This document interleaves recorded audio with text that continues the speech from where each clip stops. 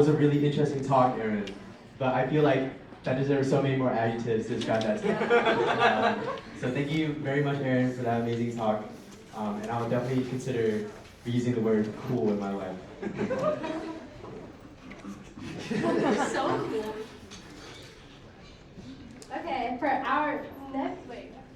If you have any questions to ask Aaron, we'll give you a few moments for that. And remember, we're going to be asking all these questions at the end of these talks. So please fill out the form if you want to learn more about their respective topics.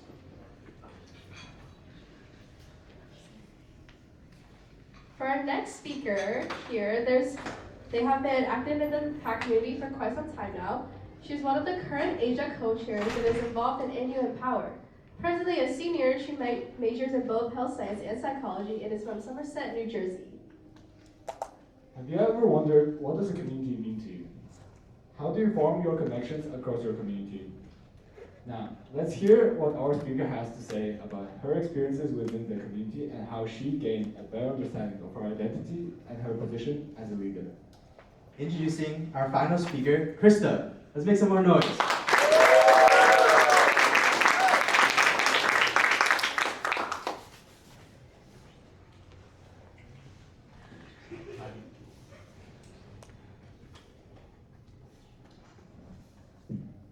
Hello, friends. Yes, hi. Thanks for sticking around until the end. Want to preface this by saying, if whatever I say just like resonates with you, you can we'll make it like poetry slam vibes, and then we'll feel free to snap. Or if you are not good at snapping, I'm not. Also, you can also rub your hands at something also fun. So yeah.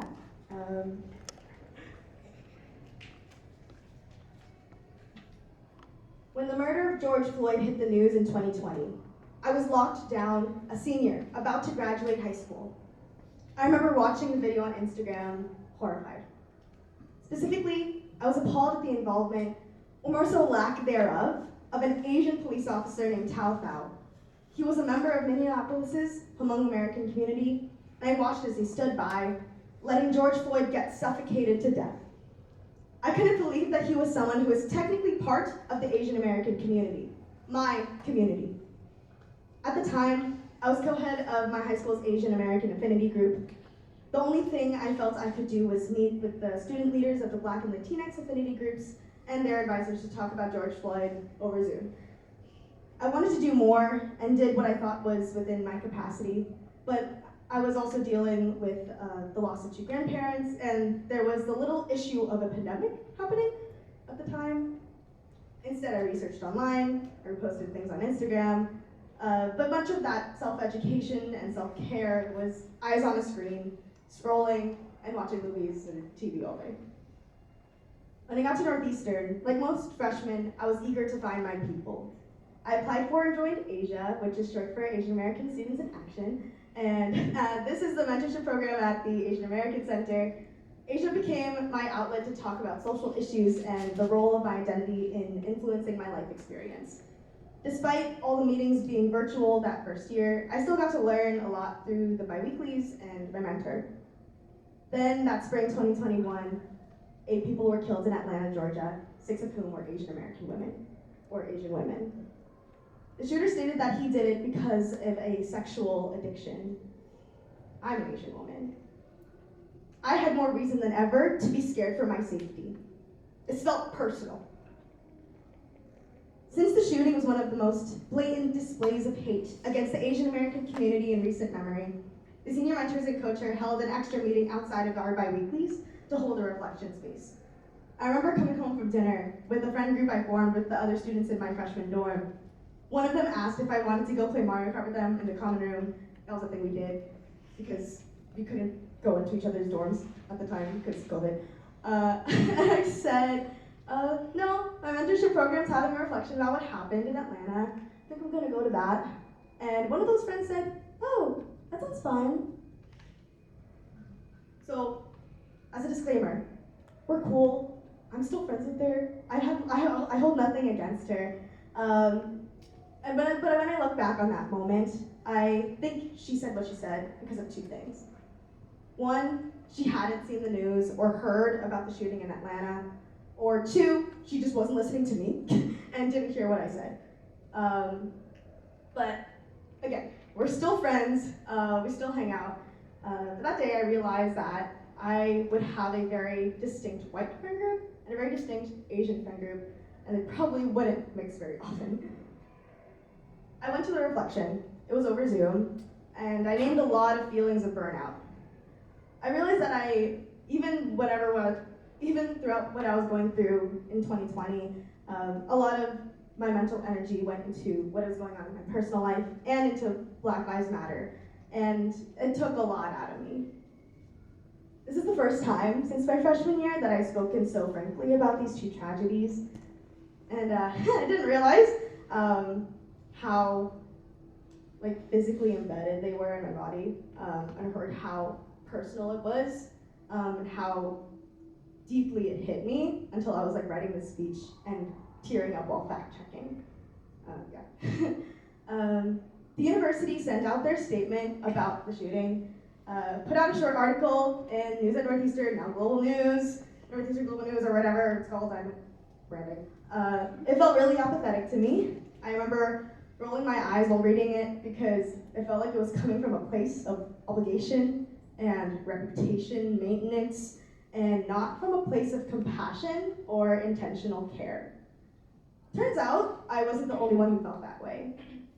The incoming Team 442 and upperclassmen, shout out to the alumni that are here tonight, organized a petition calling the university out for failing to respond in a sensitive way and for not supporting Asian American students or the Asian student population overall. The petition spread, got 1,000+ signatures. I shared the link to the petition in my classes and online. As a result, Northeastern hired more Asian faculty, expanded the Global Asian Studies program, got the annex, no big deal. It's pretty awesome, and it felt really good to be a part of that. And it's been inspiring to see all the good that came out of it.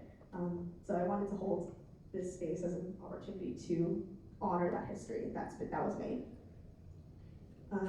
Over the summer, things died down. My sophomore year came along and I accepted a co-op at a mental health hospital, and the title was called Mental Health Worker. I come from a very lucky background. I'm an only child, got 2 parents, stable jobs, went to private school my whole life. Not very proud of it actually. I was pretty sheltered, and I knew that structural racism existed based on what I learned from Black Lives Matter and what I learned in my health science classes, but I'd never seen firsthand how that affects individuals or how the cycle of poverty and instability affects a person and how they experience and walk through the world. I met a lot of patients, learning with them about how to navigate their rights and supporting them when they felt like the doctors didn't care. One moment I still think about today is when a patient was really upset that the psychiatrist serving the unit was brushing her over.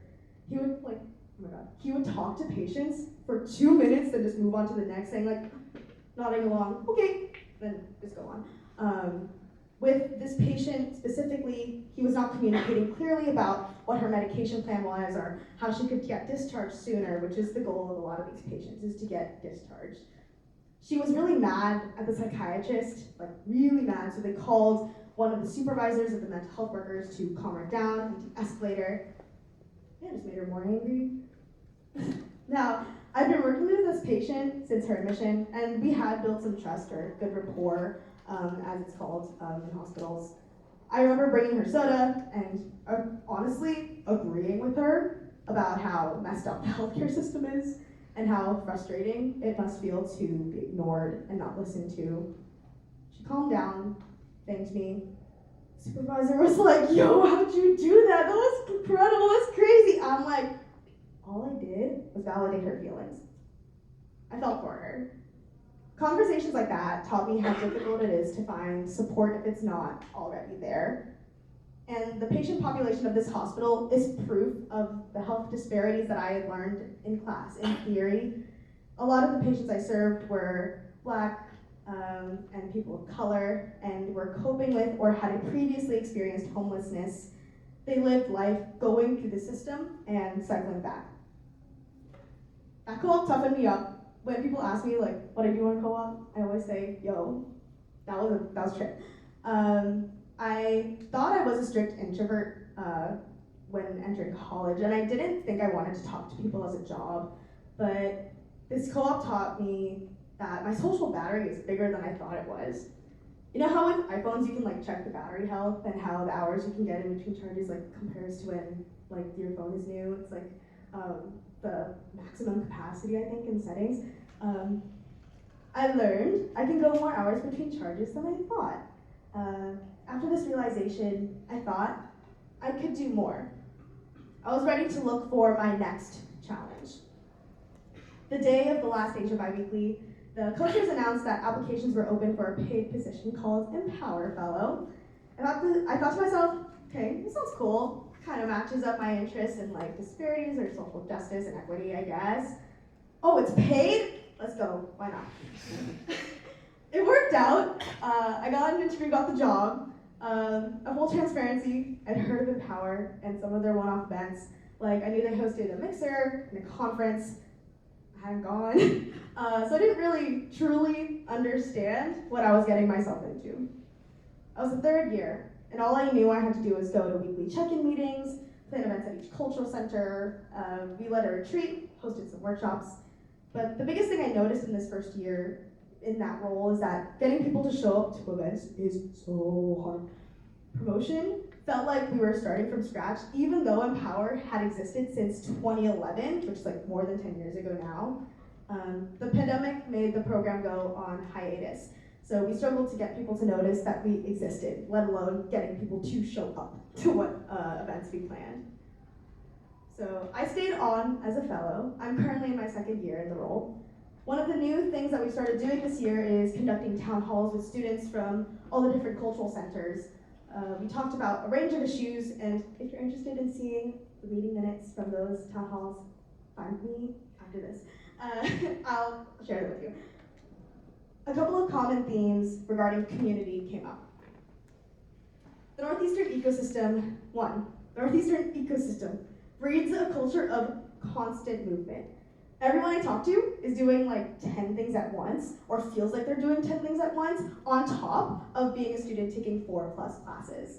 Because students keep busy and are often on different co-op cycles or pursue study abroad, there's such a lack of unity on campus. And this makes building a community that is resilient to this constant transit exceedingly difficult. 2, Northeastern's environment, this transitory culture, forces students to do all the work to find friends and keep friends. To some extent, this prepares us for the real world, right, and adulthood. When you're working full time, maybe building a family, you have to pick and choose how you spend your time, who you spend your time with. When Northeastern touts experiential learning as one of its pillars, they really mean you get to experience adulthood and spend energy learning how to balance multiple priorities and relationships. This applies to resources too. Northeastern has so many resources and events and opportunities, and you're scrolling through Instagram and you're like, oh, there's so much going on. How meaningful can these opportunities be if students struggle to find them or access them and keep track of them? 3, getting people to show up to things or care enough to talk about what they observe on campus starts with making friends. Without close friends in different social circles, it's near impossible to create buy-in for events or initiatives. If you want high attendance at an event, get people to go with their friends, right? Now, quantity doesn't always mean quality. And high attendance doesn't mean anything for the quality of conversations that happen or the quality of the relationships formed as a result of the event. Which is why I think it's important to try and make friends so you can keep momentum going and maintain interest for events and initiatives so they can continue on into the future. So why am I telling you all this? Why did I take you through like everything that I've done at Northeastern and how I found and like built the communities I'm now part of? Why am I standing here ranting, right? I wouldn't have so much to rant about if I didn't challenge myself to go beyond my social bubble.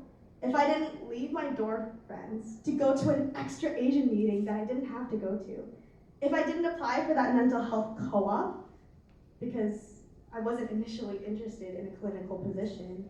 If I didn't become an Empower Fellow and apply, I would not look at the world the way that I do. I would not be here without the people that I've met through those experiences. I wouldn't have the courage to stand up in front of y'all today. Meeting new people means learning about new experiences. Meeting new people means learning about new perspectives. These perspectives have both validated my own feelings and taught me how to validate the feelings of others. It's a skill to have those difficult conversations about your feelings, whether they're about identity, tragedy, relationships. It's a skill to be comfortable having uncomfortable conversations. Learning that skill has made me who I am today. It's why I'm Asia co-chair now. And having difficult conversations with people that I'm still getting to know, that empowers me. It makes me feel good, fulfilled. It's what makes my experience as a student meaningful to my personal growth. Meeting new people means learning about new perspectives, means learning new ways to think about my own experiences. It's like therapy. Meeting new people through my co-op revealed my social capacity, and that led me to Empower and the other fellows and our supporting staff at the Social Justice Resource Center down the hall, who became sources of energy that recharged my social battery. I found people that give me space to process the difficult things and get to know myself better. So I dare you to go outside your bubble, go to an event without your friends, apply for that co-op, join that organization. Through these experiences, you just might find someone, a friend or staff member, whom you deeply trust and connect with. And with them, excuse my French, you can talk shit. Name the issues you face because issues can't get solved if you can't name them. Don't be top-bound, watch tragedies as they happen. Find the people who charge you and empower you to create action after naming those issues. Find the people that give you new insight about your identity and help you figure out what role you can take to create change. And once you do, hold on to them and keep finding those people. That is better self-care than reposting videos on Instagram will ever be. So I'll leave y'all with one quote that I learned through Empower. And it's by Grace Lee Boggs, an Asian American activist, once said, "We never know how our small activities will affect others through the invisible fabric of our connectedness." In this exquisitely connected world, it's never a question of critical mass. It's always about critical connections. Don't be afraid to make critical connections every day. Thank you.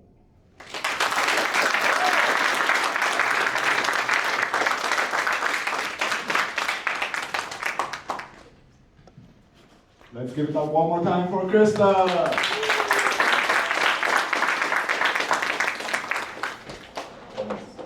We're gonna start the Q&A shortly.